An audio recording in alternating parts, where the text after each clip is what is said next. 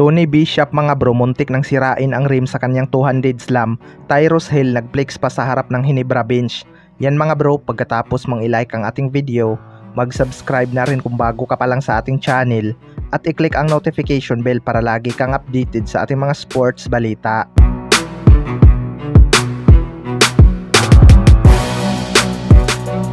So Barangay Hinebra mga bro, magtuloy-tuloy na kaya ang panalo o masisilat pa sila ng Blackwater Bossing?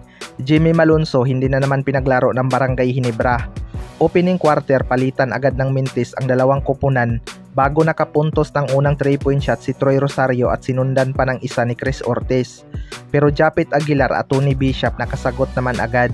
Maganda nga ang ball movement ng Barangay Hinebra mga bro, pero Blackwater Bossing maganda din ang shooting beyond the arc, kaya hawak nila ang lead. Tony Bishop muntik nang sirain ang rim sa kanyang 200 slam, pero RK Ilagan another 3 akyat na naman sa 8 points ang kanilang lead. Tony Bishop at RK Ilagan palitan ng 3-point shot mga bro. 4 minutes mark, double digit lead na para sa Blackwater Bossing na may 6 na threes na. Tyrus Hill napaplex pa sa harap ng Hinebra bench matapos makakuha ng end one play.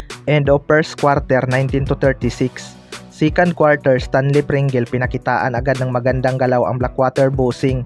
5 straight points agad para sa kanya. Pero napakainit nga ng shooting ng Blackwater Bossing mga bro. Hindi nga maibaba ng Barangay Hinebra ang kanilang hinahabol. Sistan to Scotty Thompson para sa isang alley-oop at nagmukhang gwardya nga si Sistan sa galaw na yan mga bro. Barangay Hinebra nagsisimula ng manalasa at ibaba sa single digit ang lead ng Blackwater Bossing.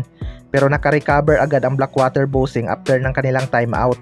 Mabuti na lang at masipag sa ilalim si Tony Bishop at nakasagot pa rin ang Barangay Hinebra kahit papaano mga bro. Scotty Thompson injury scare matapos madaganan ang kanyang paa, pero pinagpag lang yan ni Scotty Thompson. Natutunaw na din ang lead ng Blackwater Bossing mga bro at naibaba ng Barangay Hinebra. End of second quarter, 41-50.